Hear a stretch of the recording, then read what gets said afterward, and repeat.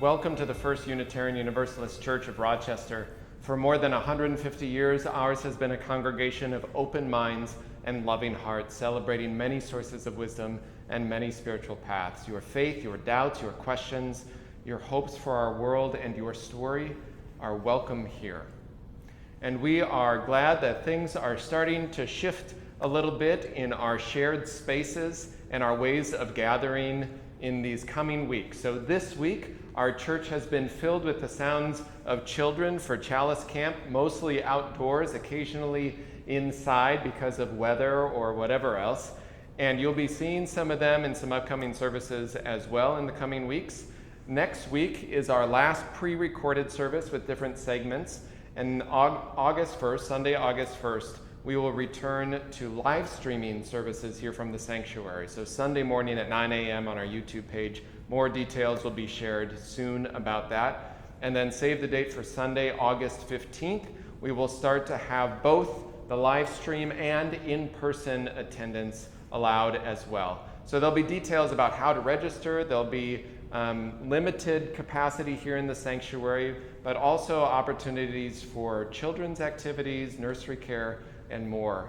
We'll give you all the details about safety practices and how things will be a little different, but it'll be so good to have folks here together for those who are able and those who are safe, as well as continue our online presence through live streaming. So you can connect in a variety of ways. Whatever path you choose, we are glad to be on our shared path side by side together.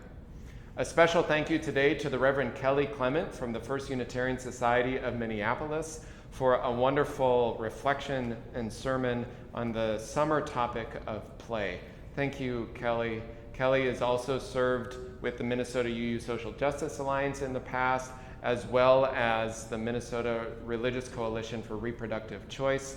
Kelli has preached here at our church several times and hopefully will be back in person someday soon as well, but we're grateful for her joining us online today. You can give to our offering today, which goes to support the mission and vision of our church at uurochmn.org/give. If you want to stay connected, view your e-news, contact the office for small groups that are gathering in person as well, or online, including online coffee hour or pop-up Sunday coffee hour in the parking lot here. Please stay connected or reach out to the staff for any details. Finally, in the words of the Reverend Eliza Tupper Wilkes, minister of this church in the 1870s, may our faith in humanity and our message of hope and good cheer light our way. It's good to be together. This is the Unitarian Universalist Church. This is the Church of the Flaming Chalice. This is the Church of the Open Mind. This is the Church of the Loving Heart, where friends come together and share.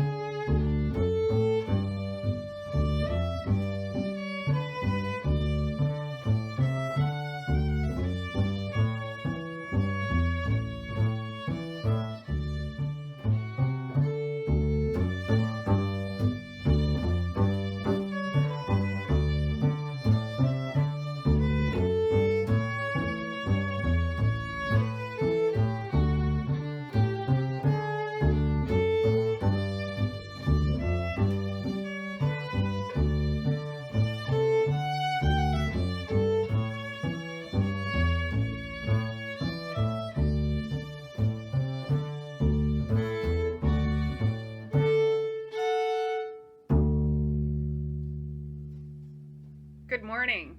It is good to be with you. As we anticipate being together in our sanctuary, I invite you just a few more times to settle in here as we create a place of communal caring and connection. Be enriched by the virtual presence of each other and draw yourself closer into the heart of love at this time of service and reflection. In this time together, we ask that our minds be open, our hearts welcoming, and our arms embracing. Here we honor all who support us in this caring, loving, and all-inclusive ministry. We send gratitude to Barbara Anderson, serving as our caring coordinator for the last 2 weeks, arranging care for our members and friends in need. Robin Taylor will take over tomorrow for the next 2, and we thank her for that. The members of our caring committee are wonderful examples of our compassionate community, holding us up as we go through challenging and happy times. This last year has taken a lot out of us. It's taken a lot from us. If during this time of increasing needs in our lives you are experiencing challenges, we encourage you to reach out for support and help. Many of us may need additional care, whether it be personal pastoral care or other assistance, and we encourage you to reach out to Reverend Luke or myself with that request. In this community, we share pieces of our lives with one another. We do this because all people here have value. Each person's experience matters. We lift up those who are experiencing illness, sadness, or loneliness. May the strength and love in our congregation help guide you. We revel in those who are experiencing joys in their lives. May their happiness lift us all, and may their joy filter into all around them. May all of us find love, hope, joy, and healing strength in this community. Today we send healing strength to Jason, Sarah, and Ian Hayes. In late June, Jason was seen for stomach discomfort, and after testing and biopsies has received the diagnosis of peritoneal carcinomatosis, which is a cancer on the abdomen wall that has spread from another organ. Doctors are still working to find the primary cancer, and Jason is under their care. The Hayes family asks for well wishes, prayers, and love sent their way at this very stressful and difficult time. Sarah has created a Caring Bridge page for updates, and friends have created a GoFundMe fundraiser for financial help, and that information is available on the Cards of Support list in your e-news or on our private Facebook page. Please hold them tight in your hearts and surround them with support as they begin this very difficult journey. And we celebrate with Sally Stars today her retirement from teaching preschool after 30 plus years. She started as a parent at Rochester Play Center, which was started by our church members in 1971 and then opened to the community. Became teacher and director in 1988 and has been teaching at Discovery Parent Child Preschool in San Jose, California since 1994. She will certainly miss all the little hugs, uncanny wisdom, and laughter. Night meetings, not so much. She plans to include lots of travel and maybe some quilting. We wish her a wonderful and restful retirement. And more celebration as we share the news of a new baby. Jason and Najoki Sumner welcomed their daughter, Shiko Nyawira Sumner, on June 29th. We congratulate this beautiful family and welcome this little one into the loving arms of the First UU congregation.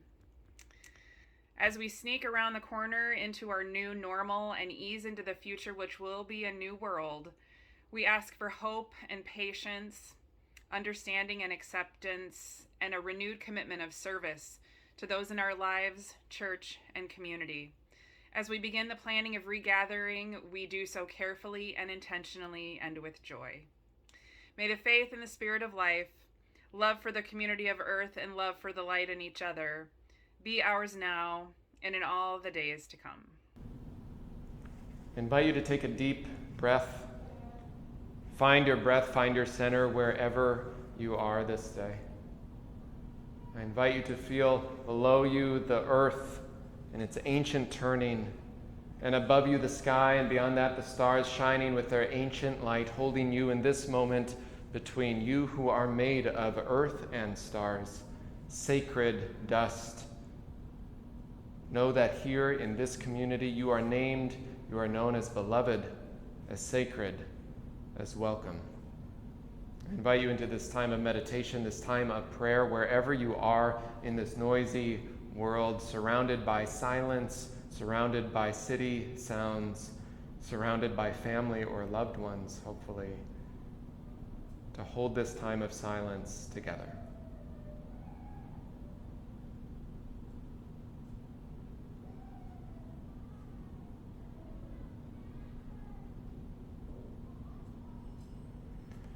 And as I hear in the church, as I'm recording the sounds of Chalice Camp kids around being playful, it's into that spirit of play that we enter our meditation today, knowing that sometimes it is the most carefree way of doing things, the open space in the schedule, the open space in our heart, our soul, our mind, our world, where we are not so rigid, not so structured, where we're invited into both organized and often disorganized play, to let our spirits soar, to breathe, to be free, and nourished in ways that are so often neglected in our society, in our own lives.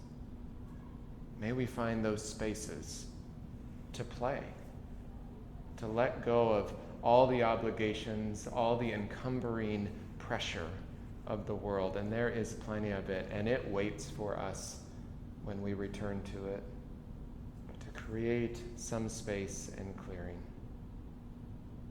We hold in our hearts this day all those who suffer in mind, in body or spirit. I invite you to bring to your heart and mind this day those you're holding in your own heart, in joy or in sorrow, celebration or concern, and aloud or silently in this time to speak their names.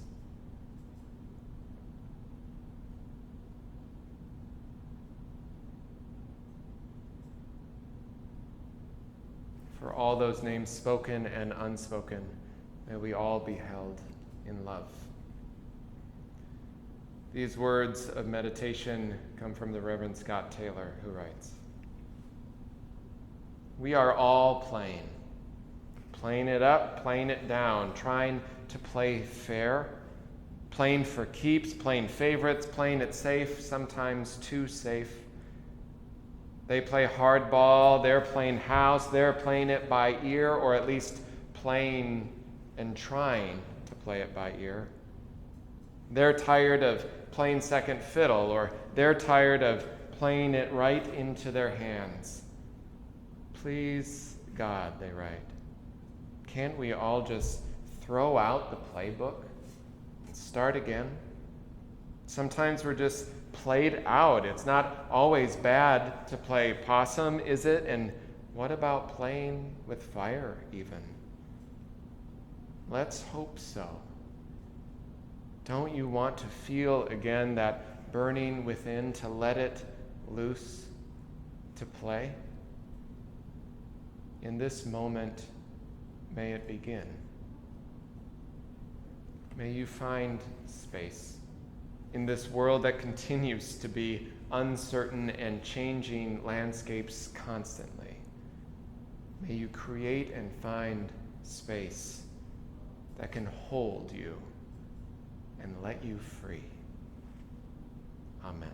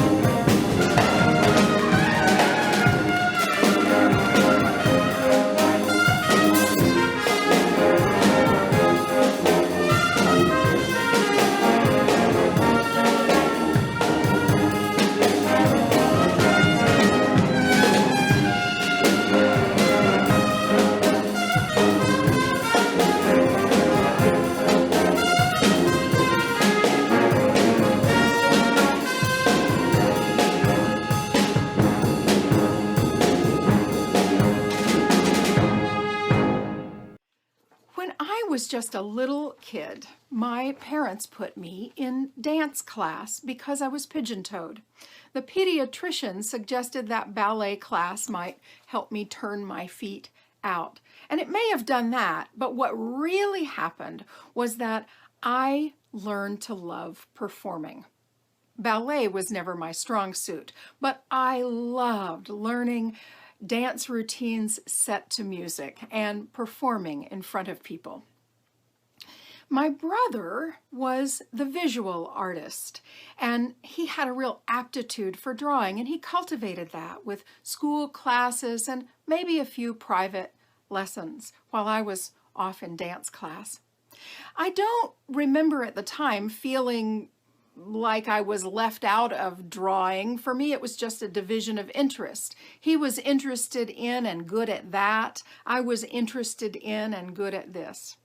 But the story that got stuck in my head was that I was bad at art. I'll come back to this. I'm down here in the basement of our old home, sharing a space with the washer and dryer and a slightly scary storage area under the stairs in what I call my art room. I try to spend a little time down here each morning and do some art play before breakfast. Since our theme this month is play, I want to explore how art play as a spiritual practice has been life-changing for me and for others. It helps us get rid of those old stories and write some new ones. It helps us confront our inner critics, helps us carve out time for beauty and wonder. And most of all, it helps us find a sense of balance in a life that often feels overwhelming. Let's start with this phrase, spiritual practice. As humanists, some of us shy away from the word spirituality. That's okay. Some of us have been wounded by those old churchy words. And if it doesn't speak to you, perhaps just let go of that word. Maybe mindfulness practice works for you. Spiritual practice speaks to me, so that's what I use. And what I mean by that is an intentional act that connects me both to the center of myself and to the wider world, the whole world. It's a way of understanding my place in the cosmos, one small act at a time. Here's one example. When our daughter was a toddler, I heard the Reverend Kate Tucker mention that for some parents, their primary spiritual practice was parenting young children. Oh, that stuck with me. From that moment until now, when I think of parenting as a spiritual practice, it's a reminder for me to be centered, with my ego in check, when I am engaged in the wonderful and sometimes challenging relationship of parent and now adult child. Spiritual practice is that which centers me, which helps me make meaning, which connects me with that which is larger than myself, especially nature. What distinguishes something as a spiritual practice from just any other activity? Well, here are a couple of examples. Let's say I am doing the dishes, distracted by yet another episode of Law and Order playing on my computer sitting there on the counter. Seems familiar to me, right? Not much connection is going on, but the task gets completed before the final dun-dun. Now, suppose the same kitchen cleanup happens as I meditate on gratitude for my family, for the good food we had, for the meaningful work, for people who make the change we need for a more just and peaceful world. The task gets completed either way, and I feel connected to something larger than myself when I am in that space that's intentional as a spiritual connection. Here's another one. Suppose you knit a scarf for someone as an obligation. You need to give a gift, you've got the yarn, just knit the scarf. You grouse along maybe as you complete the project. Now suppose you knit it as an exercise in love, intentionally imbuing every stitch with affection and warmth for the recipient. The act is the same. The outcome, the product is basically the same, but the practice is different, more centered, more connected, more generous. If you're like me, you remember where you were when you heard an important piece of information that kind of helped your life shift just a little bit. This happens to me in the car with regularity, and I credit great public radio. I was not quite home when an interview with neuroscientist and play researcher Stuart Brown captivated my attention. Dr. Brown talked about the necessity of play, not just for children, but for adults. He describes play this way. It is purposeless, which is not to say trivial, consuming, as in we lose ourselves in it, and it's fun. Brown suggests that nothing lights up the brain like play. Three-dimensional play fires up the cerebellum, puts lots of impulses into the frontal lobe, the executive portion of the brain. It helps contextual memory be developed. It helps with problem solving and more. What all play has in common, Brown says, is that it offers a sense of engagement and pleasure. It takes the player out of a sense of time and place. And the experience of doing it is more important than the outcome. According to a 2017 Washington Post article, researchers in a German study identified 4 types of playful adults. Those who outwardly enjoy fooling around with friends, colleagues, relatives, and acquaintances. Those who are generally lighthearted and not preoccupied by the future consequence of their behavior. Those who play with thoughts and ideas. And those who are whimsical, exhibiting a strange and unusual interest in things. Exhibiting interest in strange and unusual things, and who are amused by small, everyday observations. Lead researcher Renee Proyer says that by showing how varied playfulness can be, he hopes that people will be encouraged to become more playfully engaged with others. He says, a less playful person can learn to be more playful, just like an introvert can learn to be a better speaker by observing the techniques extroverts use. It's good to note various types of play: rough and tumble, body play, spectator play, like when you're watching a game, or ritual play, like when you're participating in a game with highly structured rules.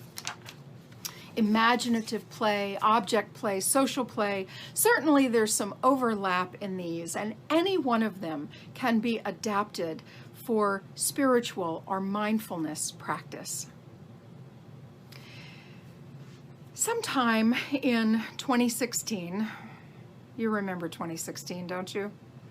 Well, sometime back in 2016, I was determined that I could not wake up to the news anymore. There had to be some kind of buffer between my sleep time and the horror of what was becoming of our political life, our political landscape. It's just not good for me to immediately wake up and check my phone, and yet it remains a challenge for me not to do so. I decided to take Dr. Brown up on what he suggested and learn to play in paint, paper, and glue with a process called art journaling. There are a bazillion YouTube videos for any art technique, and I found a great online teacher named Carolyn Doobie who starts her videos with this invitation: what's the play for today? Following her tutelage, I completed a couple of junk journals out of cardboard, old greeting cards, and other bits and bobs. It was so much fun to get messy, to have this time, always with some instrumental music playing in the background, to let my thoughts wander and roam and come out with some piece of art that didn't exist an hour before. It was purposeless, but not trivial. The end product didn't matter to anyone, sometimes not even to me. It was consuming. I could get completely lost in the process. And it was fun. What would happen if I did this? What happens if I try that? So much fun. Somehow it was easier to get through those horrible days immediately after the election of 2016 and all of the last 4 years and onward, and return to this touch point again and again. Return to this space, though one doesn't have to have a dedicated space. Mostly a dedicated space in my mind was what I needed. I don't do it every day, and each day that I do it is a better day. There are 3 artists that I want to lift up who inspire me as they talk about play. I'll put the links to the first one in the chat. One is a folk artist and teacher named Mistel, who began engaging in art as a corrective for debilitating depression. She says this: "Play is the absolute core of what I do. I don't know much about art history or all the rules.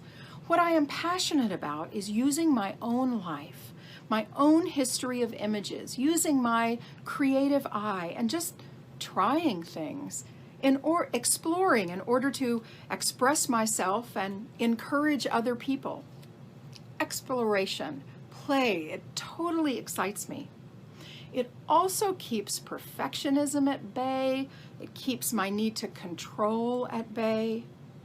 It helps me push myself beyond where I think I would go if I knew more. After I've learned a lot online and from YouTube videos, I backtrack and try to tap into the novice, childlike point where I started. When you can communicate on a child's level, you really have something to say with your creativity." I love this notion of learning something and then letting it go so the artist can return to something more personal and primal. Of course, one can approach the process in the complete opposite way. Longtime FUS member Nancy Miller, a gifted watercolorist, says this about her process: "I paint like an editor, and I want every line exactly where it ought to be. For me, it is compulsiveness at its best. I'm working on loosening up." Nancy, who has traveled extensively in Mexico, works in watercolor from her own photographs, and she continues to take classes at the Minnetonka Art Center. And finally, my dear friend, the Reverend Tara Parrish, who is a chaplain at both Regions Hospital and Hennepin Medical Center, has a master's degree in theology and the arts. She makes lovely floral mandalas from flower petals and leaves. You'll see some of them in the closing slideshow. Tara says, "These florals are about seeing and appreciating beauty, which is so impermanent. It's a good exercise in letting go because they last a couple of hours and then shrivel up. It calls me to enjoy beauty in the moment and reminds me of my work in the hospital because we share intense, beautiful moments with patients and then never see them again. We don't know what happens to the rest of their story. Here's another chance to enjoy what you can in the moment. We don't need to clutch at beauty and art." Our lives are sometimes busy, sometimes boring, sometimes filled with grief, sometimes weighed down by worry, sometimes free and easy. Almost all of us have old stories about what we're good at and what we're not, what we should have done or said or not said. Many of us wish for and work for a world that lives up to its promise. And we wrestle with disappointment and frustration and the stupidity of the loss of so many dreams. In a world that needs so much attention and love and determination to make it better, here's an invitation to do something purposeless and consuming and fun. Go play. Go play, and then come back to the business of making the world a better place.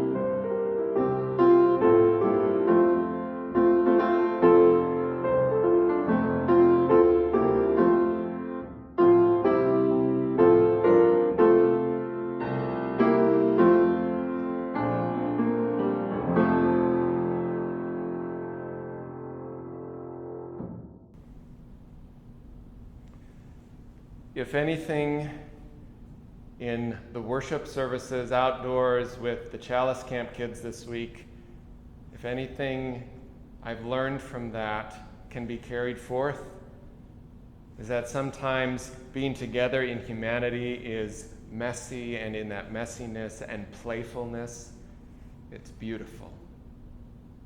May we find in our still distanced lives moments to let our spirit be free, to do something seemingly purposeless, but within that, the purpose of play, the purpose of letting go. May we find that time to go fly kite, to create places where our spirit can sing. Amen.